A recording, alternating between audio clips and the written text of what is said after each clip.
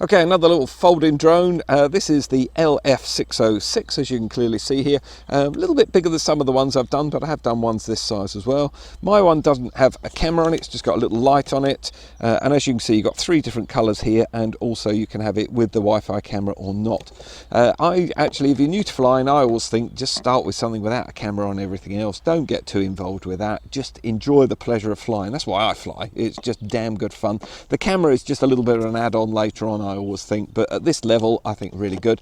Now the thing I really like about this is it's not got altitude hold, so you're actually in control of it all the time. So it's up to you whether or not you hold altitude, and you can choose to do that, and it's quite easy to do, and I'll show you how we do that when we get up and going. Or if you kill the throttle, it actually kills the motors completely, so it'll plummet out of the sky, which again gives you a nice bit of control. So to me this is like flying properly as far as I'm concerned. The altitude hold, the GPS and everything are all good fun, but this is really even better fun, I think. Okay, so we've got proprietary battery, and I'll run through all the specs and everything when I'm back in doing the summary at the end. Like I say, it's a little folding drone as well.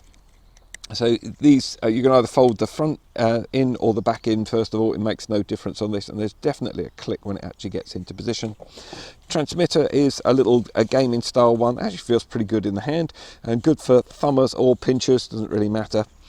These ones here are your trim controls. We've got headless mode, and I'll show you all this when we get up in flight, and you've got this one as a return to home. You've got a flip button here, and you've got various speed settings here. You've got 3 of them. So I'm going to pop the actual quad on first of all. You get a flashing LED at the back saying that we're actually on, and you've got this quite nice little bright LED. Now it's quite a bright day, so it's nice to have a bright LED for orientation as well. I'm just going to turn on the actual transmitter. You get a little red glow there. You get this pulse is fast, and then it stops, and that means we're all ready to fly. It will have calibrated the gyro as well. I can't find a way with this one to actually calibrate the gyro, so I would imagine it calibrates it every time you turn it on and do that with it. Now just watch with this one, because as soon as you push this up a bit, you're ready to go. It's literally going to take off straight away. The altitude hold ones, you usually have to prime the motors before you can do that. So a nice thing about these ones is you can just sort of lob them and fly. It's that simple sort of thing. And as you can see, it drops out of the sky. As soon as I take the throttle off, it will drop. There we go. There's a tiniest bit of breeze, and it will be a tiny bit of breeze will make this move. It'll make any quad move, or hex, even big ones will move, because the breeze is just eventually catch them, and it'll just make it drift like that. That's in low rates. That's in intermediate rates. Well, that's getting quite a nice bit of move on. Yay, that's cool.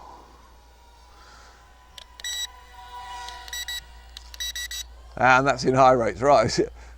Didn't manage to get it up into high rates. I pressed it, it seemed to go back into low rates. Whee, that's pretty cool. Whoa, to be honest, that yaw seems a bit slow in high rates. So that's in high rates on full yaw.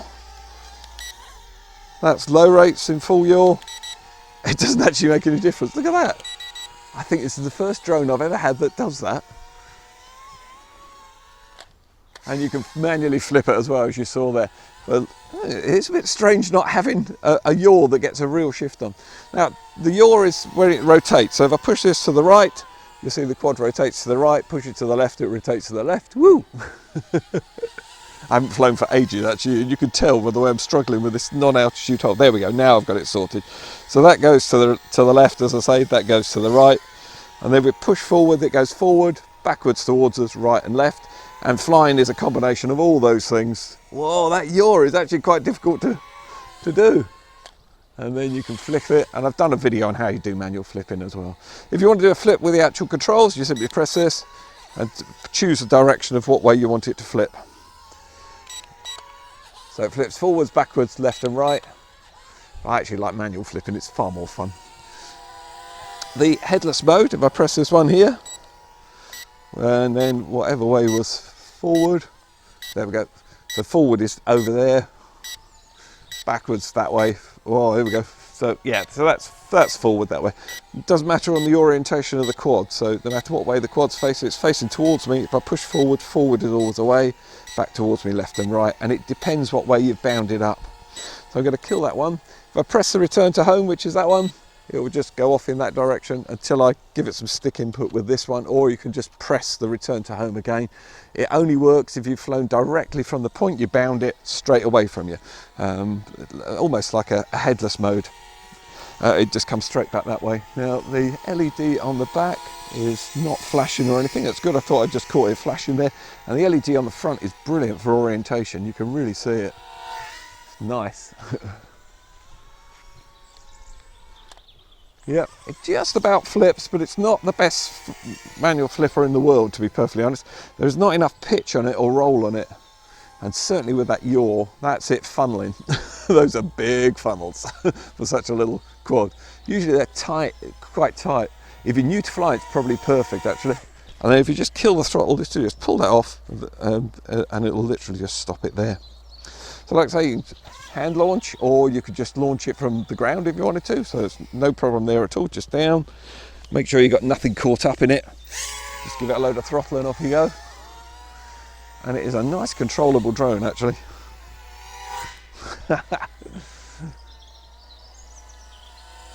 Very nice. And pretty safe as well. The prop guards on it are really, you get a set of prop guards so you can fly indoors no problem at all. And it is a really nice little drone actually. Actually, I'll just give it a quick range test. Really, how far would you want to fly this? Whoa, that's way over 30 meters. So can I rotate that round till I can see the white light? Yes, perfect. Way. It is a nice little flyer. Very nice indeed. I like these things, they're fun.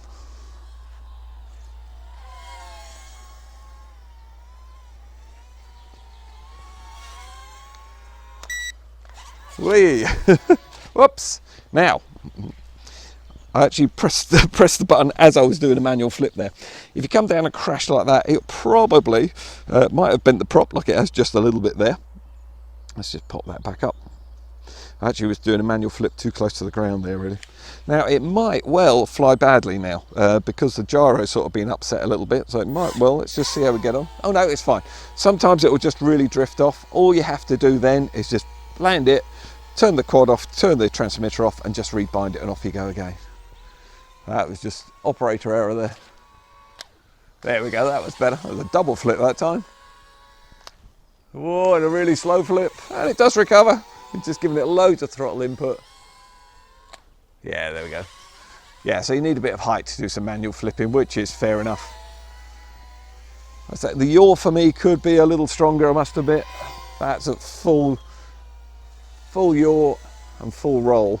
So it's not really doing very good funneling.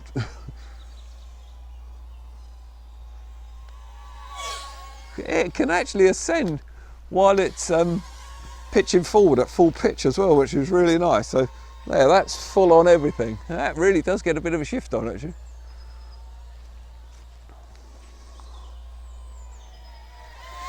Nice. Actually, it has been ages since I've been out flying, so it's really nice to get out here and just have a play around. Now, you get a flashing LED when the battery's low, so the instruction says, but I don't know whether that's the front LED or the back one. And I'm just having a look to see whether I can see whether the back one is flashing. No, it's still not flashing, so good long flight time. Yeah, so just trying to get this to circle me. There we go. As you can see, the yaw is not fast at all. That's back into low rate. So if you're new to flying, you want to fly around, just get used to it. It's nice and gentle. It's a really gentle flyer.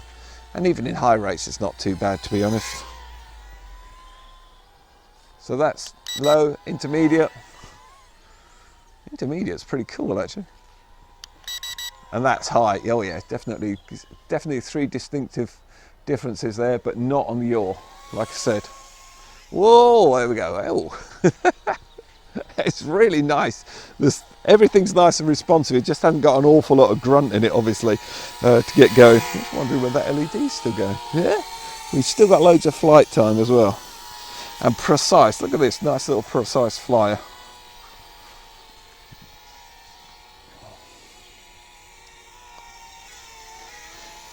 And if you want to, like I say, if you're new to flying, keep it in low rates and then you can really learn to fly really nicely. And this thing is nice and precise.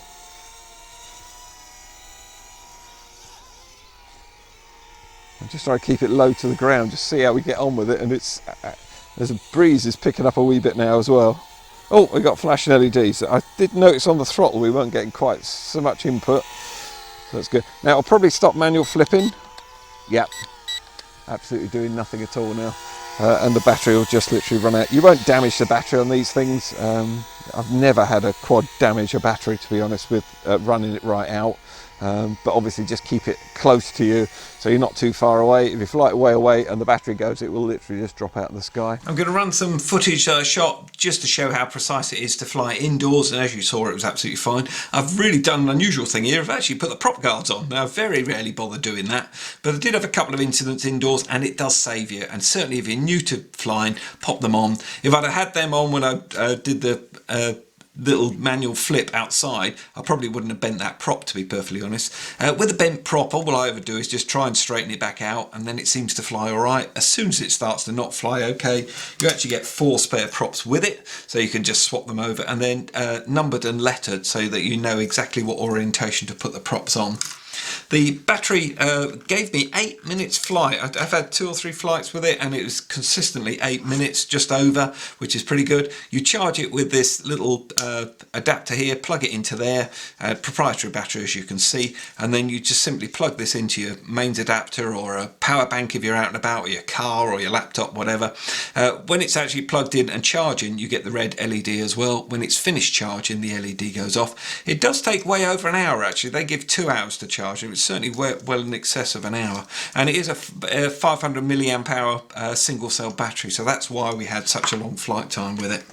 The transmitter worked really well, and as you saw, did what, 30-40 meters, no problem at all. To be honest, you're not going to fly this thing much further, but when I turned it round, that LED was absolutely superb to line back up and fly it straight back towards you. I was pretty impressed with it. The yaw, I must admit, could be a little bit more anxious for me, but I'm quite an experienced pilot, so an extra sort of bit on the yaw would just help me do tighter turns and things. But actually, if you were new to flying, it's absolutely awesome, I think. Now, what's its competition? We're looking at a pricely sum of 13 quid. I'll put a link down in description for you, and actually I'll put a code in there if I can find one and get you a little bit of discount on it as well. Other things that you might consider if you're looking at this, certainly with a non-altitude hold, which I think is a much better flying experience. That's why I've sort of gone for this one. Altitude hold's fine, and yeah, perhaps it is aimed more at beginners, but once you get experience, it's really nice to just have that total control, and when you kill the power, it literally drops, which is really nice. You don't get that with an altitude hold. You've got the smaller ones that I was saying about, the folding ones. These have built-in batteries, exactly the same sort of setup, but they're just basically miniature versions of these, and I put a link down in description to all these ones I'm talking about. I've done reviews on most of them anyway. And then you've got the sort of ducted fans where they're all protected and built in. You've got a little battery on the back there, both of these give you shorter flight times. Actually, the 8 minutes is pretty good to actually get that out of something like this. So I'd like to say, put links in description for you. So for a very small investment from your children's inheritance, you can be up and flying and having a bit of fun indoors and outdoors. I do hope you've enjoyed this, and I look forward to seeing you on the next one.